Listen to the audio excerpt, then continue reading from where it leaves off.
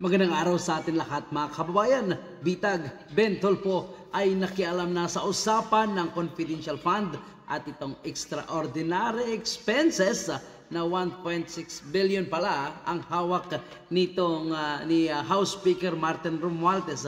At sino-sino umano ang nabiyayaan nitong 1.6 billion at bakit hindi ito dinideklara sa taong bayan at bakit walang resibo? Parang nagiging pidap or pork barrel din pala ito, mga kababayan po natin. Pero kung ikukumpara natin syempre sa pork barrel, ang pork barrel kasi mga kababayan po natin, dapat mayroon kang NGOs na iyong pagpupunduhan. So, ibig sabihin, mayroong mga official receipt. Syempre, ang pork barrel kaya ito inabolish dahil gumagawa sila ng mga bogus na NGOs, mga kababayan po natin, which is dito nga nadali si Napoles, mga kababayan po natin. Pero itong extraordinary expenses na hanggang ngayon ay hindi nila mapapaliwanag at hindi pa nga nagpapakita ng individual na resibo ang mga kongresista, lalo na itong si Tambaloslos at itong si Representative Kimbo, mga kababayan po natin, kung saan napupunta itong kanilang extraordinary expenses. Ay nakialam na nga itong si Ben Tulfo at hinahanapan na rin sila ng kanilang ginastusan. Saan ba nila ginastos itong extraordinary expenses at bakit tinanggalan itong si Vice President Sara Duterte samantala sila ay mayroon din pala kung pondo lamang ang pondo ay gagamitin para sa seguridad ng West Philippines, bakit sila hindi nila ibinigay? Bakit ang Office of the Vice President ang tinanggalan? Mga kababayan po natin, alamin po natin sa video ito. Ito mga boss, nalilito po yung taong bayan dahil maraming terminolohiyang ginagamit ang ating pamahalaan. Mga terminolohiyang hindi malinaw kaya dapat nililinaw po at imbestigahan pa at palaman ng malalim ipaalam ng mga senador natin at mga kongresista natin. Ano bang pagkakaiba ng confidential fund sa intelligence fund? Ayan, dapat talaga ay malaman, malinaw, maipaliwanag sa ating mga ordinaryong Pilipino. Ano ba ang pinagkaiba ng confidential fund, intelligence fund sa extraordinary expenses? Malilito po kayo, no? Lamang pinag-uusapan yung mga confidential fund, intelligence fund. Ano ba talaga ang budget? Ito dapat malaman. Siguro unahin na, ano ba talaga ang budget? Magkano ba talaga ang budget ng bawat kongresista na nahalal? Taon-taon. Ano ba talaga ang budget ng bawat senador? Taon-taon. Magkano binibigay sa... Noong araw, mga boss, ang tawag po dyan ay pork barrel. Pero ngayon, anong tawag dito? Wala po tayo. Kaya magiging fake news tayo. Baka sabihin ho ni Zaldico na ang tawag dyan ngayon ay extraordinary expenses. fake news. So, wala naman talagang pork barrel.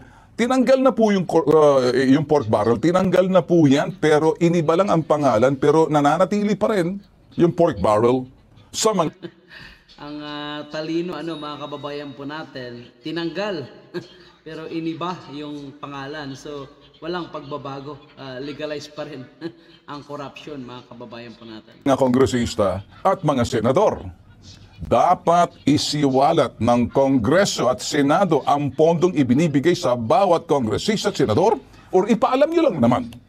Yung mga magigiting natin ng sasilitarian sa Kongreso at Senado. Ang boss ninyo ay ang taong bayan, hindi kayo. Naninilbihan kayo. May pananagutan kayo sa taong bayan. Oo, hinalal kayo, pero ang paghalal sa inyo ay trabaho na binigay sa inyo. Hindi kayo yung mga boss. So wag kayo asta na para mga bossing kayo. At ang ito'y gusto lang na malaman ng taong bayan kasi naglabasan ito mga intelligence fund, confidential fund. Paano nyo ba ginagamit? Ang dami pong termino, malilito po kayo eh. Malilito kayo na hindi na kayo magiging interesado. Ang mga senador at kongresista, mga senador at congressman, meron ba silang confidential o intelligence fund o extraordinary fund expenses? Nasaan yung listahan ng Kongreso at mga sa Senado?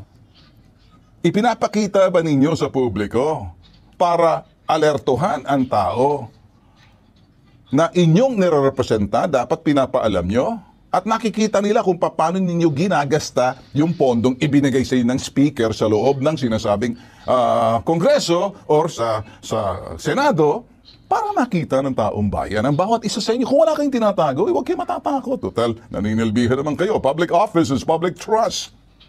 Whether hinalal kayo o inappoint kayo, kamtan nyo ang tao, yung tiwala ng taong bayan kasi katumbas ng sinasabing boto na bawat botong ibinigay sa inyo, hindi dahil popular kayo. May tiwala sa inyo. At siyempre, iniluklok kayo dyan sa trabaho na yan para gampanan yung trabaho ninyo na kayo'y may pananagutan sa bawat isang botanteng bumoto. Niluklok kayo dyan sa lugar ninyo kung sino man kayo magigiting, matatapang, walang preno kung magsalita. Bears, gusto natin makita. Ang problema ay ganito. Kaya ang yung taong bayan, ang publiko, nalilito. Para silang tinuturumpo, pinapaikot, sinusubibo. Bakit? Hindi. Ano naman talaga ang trabaho ng politiko eh. Tayo ay pinapaikot lamang mga kababayan po natin. So wala tayong magawa dahil yun talaga ang kanilang trabaho. Kaya sa ngayon na open na ang social media, ito na yung paraan po natin para hanapan natin sila ng resibo kung saan nila ginagamit ang pundo na napupunta sa kanila. Napupunta ba talaga doon sa kanilang mga siniservisyo ang tao sa kanilang bawat distrito o napupunta lang sa kanilang bulsa, mga kababayan po natin. So, patuloy natin. Po nila alam kung anong ibig sabihin ng confidential fund, intelligence fund, extraordinary expenses. Iisa lang po yan, pera po yan. Ang tanong, mainit pong issue ito. Sige, sasegue tayo.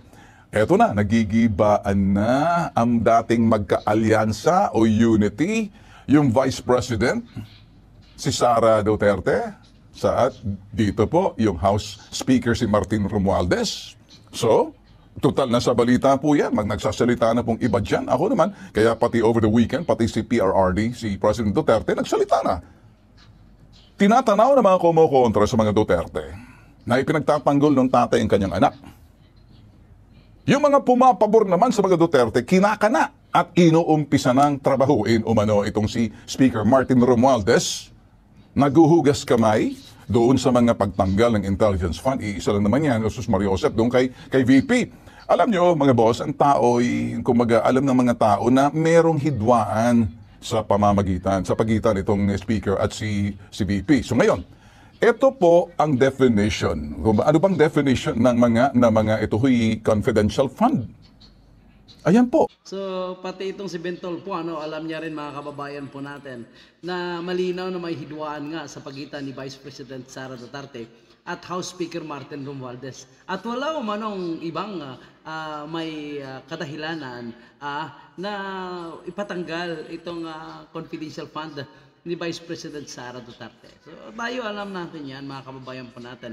Kasi ang estilo ni House Speaker Martin Romualdez, ang napapansin lang po natin, ay tila ba nananahimik siya, pero ginagamit niya ang kanyang mga alipores, mga kababayan po natin, na gumagalaw at nagsasalita para sa kanya. Itong Secretary General ng House of Representatives, itong kanyang mga Deputy Speaker, ito yung mga nagsasalita para sa kanya, mga kababayan po natin.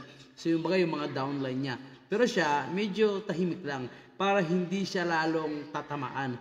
Pero siyempre, napakalinaw naman na ito po ang indication talaga na gusto nilang pabagsakin itong si Vice President Sara Duterte. So ngayon may mga lumalabas na sa buhatan na kung titingnan po natin, napaka-epektibo ang kanilang ginawa.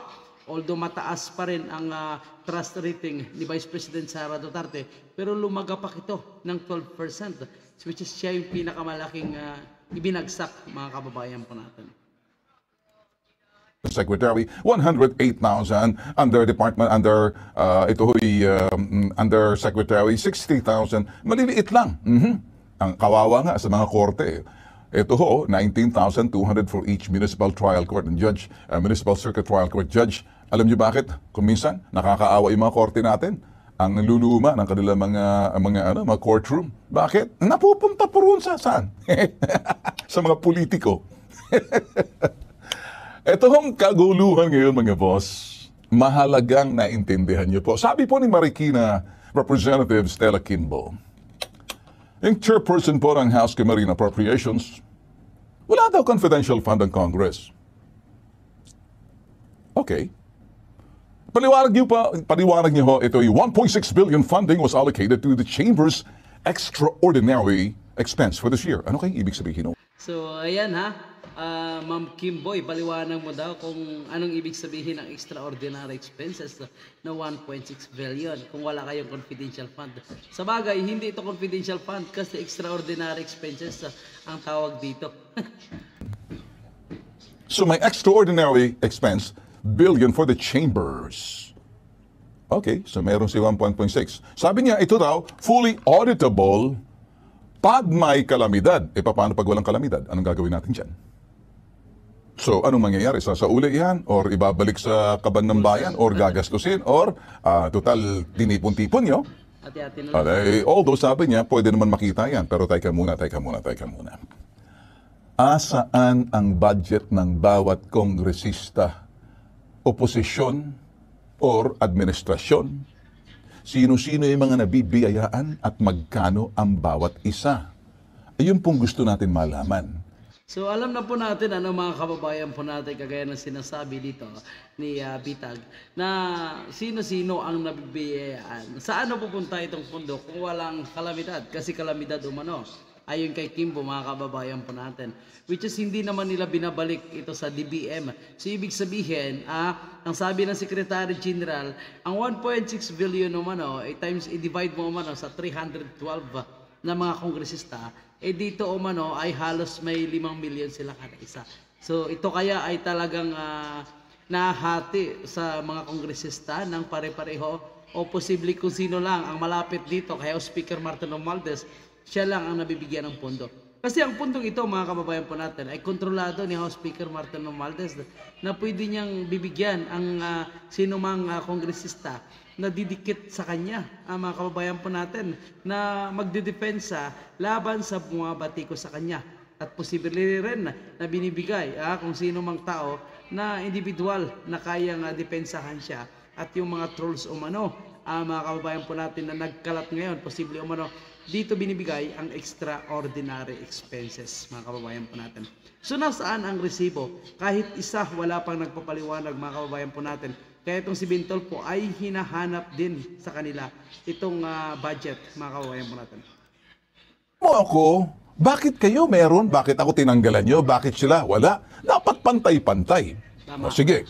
Maaring mga bagay na papaliwanag, kahit anong paliwanag, may kulay na politika ang pinag-aawayan sa lapi. Pondo. Paano ba ginagamit ang pondo? Iyan ang magandang tanong. So, well, ako ho kasi hindi ko na alamin kung magkano ang mahalaga kayong mga kongresista, party list or distrito. Alam niyo mga kababayan po natin, siguro kapag wala na itong extraordinary expenses, wala na silang nakuhang allowances na mas malaki pa sobra sa kanilang sahod, wala na sigurong mag-aagawan or pamilya na mag-aaway para dito sa posisyon ng House of Representatives, mga kababayan po natin. At basta't nagkaroon ka ng pundo, kung ginagamit mo naman ng tama, walang issue dyan, walang problema. Kaya nakikita po natin kung sino yung umiingay.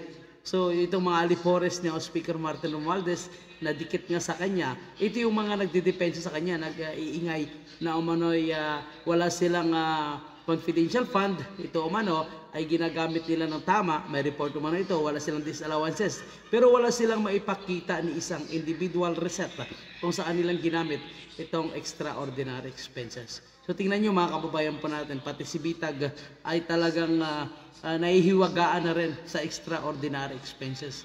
Ang tanong, hanggang kailan mananahimik itong pamunuan ng House of Representatives patungkol sa issue ng confidential fund? Kailan nila ito ipapaliwanag?